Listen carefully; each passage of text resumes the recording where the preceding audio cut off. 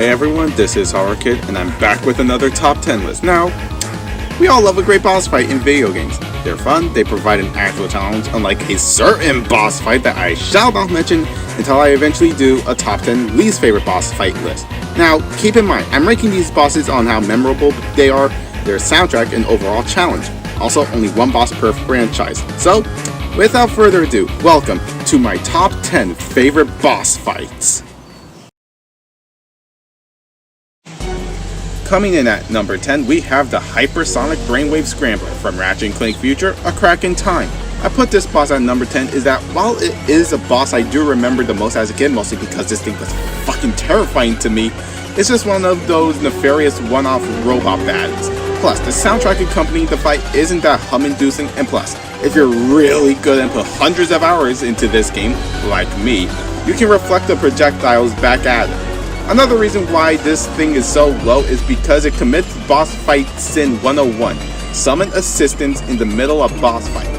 We're fighting this as Clank, for crying out loud. You are twice or triple the size. You could do a one-on-one fight, you bot.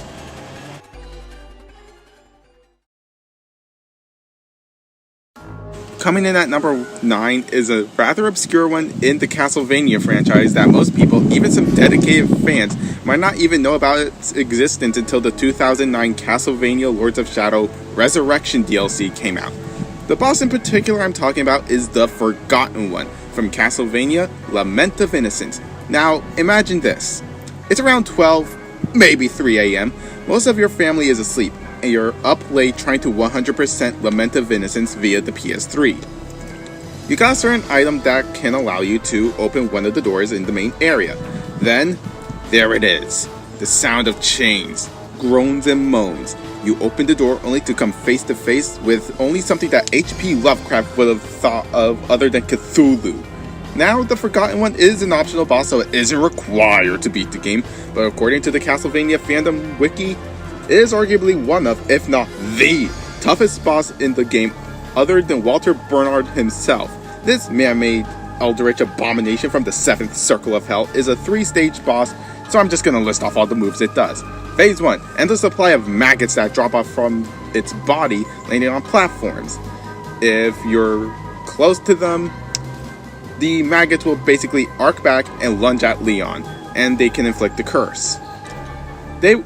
We also have a large gush of poisonous blood that will either start dripping from left, right, or middle from the organs. For phase 2, he can sweep his hands across the platform, dealing heavy damage. And if you're playing this on hard mode, you freaking masochists, he will do this 3 times in a row. He can also start hovering his hand above the platform and then slam it down, as if he's Master or Crazy Hand from Smash Ultimate. Alternatively, he will smash his fists down. He will also clench his fist with great force, so much that it's actually opening a wound on himself that drips the aforementioned poisonous blood. And then he proceeds to spray it all across the platform.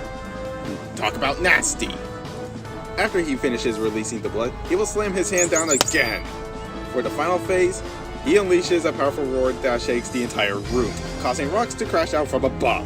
Some of the bigger rocks will remain on the platform, however, while the smaller ones will just disappear into nothingness.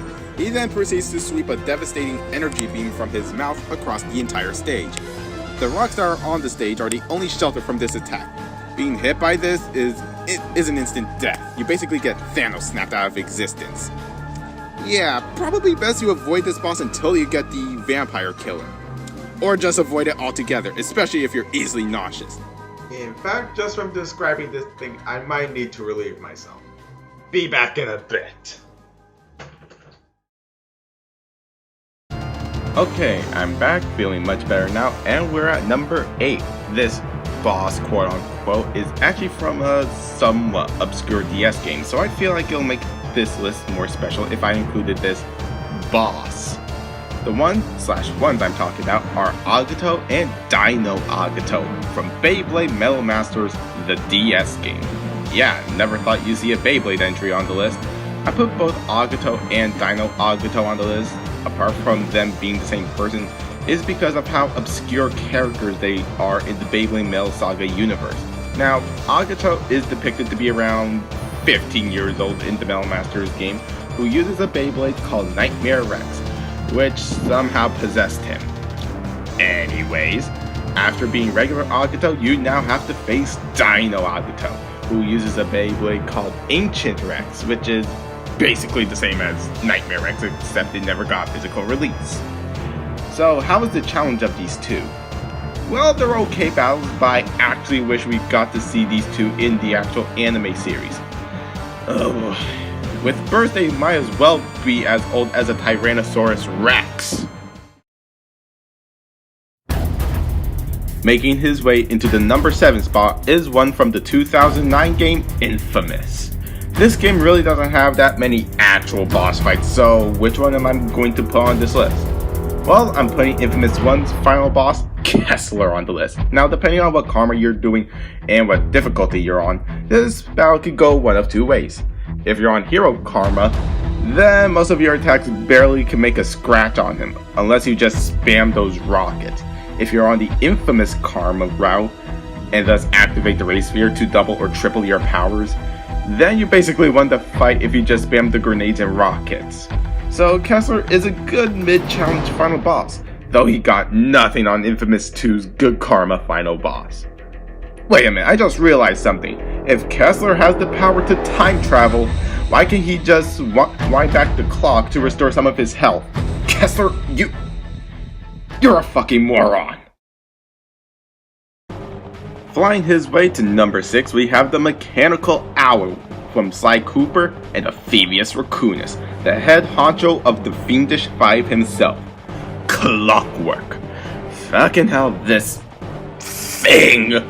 So, what's the big deal with CLOCKWERK? Well, his exact origins are completely unknown, even after digging through the Sly Cooper fandom wiki for additional information on his backstory. But it is certain that CLOCKWERK has lived for thousands of years, having replaced his real organic body with machinery, which is fueled by his own hatred and envy for the Cooper clan family. For most of his life, CLOCKWERK hunted the Coopers for generations pretty much, who were always one step ahead of him. Big brain raccoons right here. Very few Coopers knew about CLOCKWERK's existence, other than Sly and his father Connor Cooper and Andrea Cooper, Sly's 17th century colonial Caribbean pirate ancestor, who was the only Cooper known to have interacted with a hunk of metal with the ability to fly. So how's the boss fight itself? Well, first off, we need to get Carmelita's jetpack after we rescue her in the previous mission. Afterwards, we take control of her in the first-person POV and defend Sly as he gets his family cane. Now it's on to the owl himself, and damn do I love his voice, provided by Kevin Blackton. The robotic sound of his voice is honestly really cool to listen to. The voice does sound a bit like Bane from Batman, but a tad deeper. Now, onto the boss fight itself. We have to wait for Carmelita to shoot certain parts of CLOCKWERK, and we could just spam rockets all while dodging his own rockets and energy rings. Phase 2 is pretty much the same, but the final phase really puts our Cooper skills to the absolute test with lasers, and from what I remember, lava balls. We make our way to CLOCKWERK's back, and we just whack his face until we fucking decapitate the bastard, as if Sly Cooper is Simon fucking Belmont in this first Castlevania outing. Overall, CLOCKWERK is a definite climactic finale to an otherwise fun 3D platformer. Sneaking his way through the dream world into the number 5 spot, we have Nightmare from Five Nights at Freddy's 4. Now, do I consider this as a challenge? Of course I do! Do I consider this unfair? Well, if you're not good at the game, kinda. But Nightmare is basically an evolution from Nightmare Fredbear, except Nightmare goes around the house at 3 million miles a second like a doped up coke fiend on meth. I also mentioned this amalgamation of the crying child's worst, while Nightmares can teleport to the backside of the bed and the closet, because it could do that.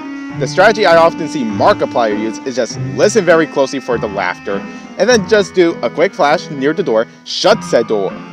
Rinse and repeat until 6 AM.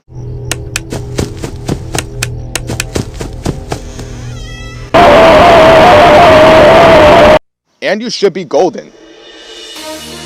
Flying his way from another dimension into the number 4 spot is, of all Sonic bosses, Solaris. No, I'm not talking about the film that was released back in 1972. The thing that looks like the Hylian shield from Sonic the Hedgehog 2006. I am mainly putting this thing on here because of 3 reasons. The biggest reason is because of the rendition of his world used in the final phase of the fight. The next reason is that it kinda requires the use of all 3 hedgehogs to take down the thing. And the final reason is that I just want to see how many people I can piss off just from putting Solaris so high on the list. Anyways, the fight itself. Solaris can do either of 2 things. He can either fire lasers or fire meteors, as if Sega took inspiration from Cloud's Meteor Ring Limit Break from Final Fantasy VII. If Solaris does either attacks, then that's the only chance you have to attack since the core will be exposed. I recommend just sticking with Sonic and Shadow since Silver's telekinesis is pretty shit. Overall, even though Sonic 06 is one of the worst games ever made, and the worst Sonic game ever made to ever exist on the face of this planet, Solaris gets a C- in my books.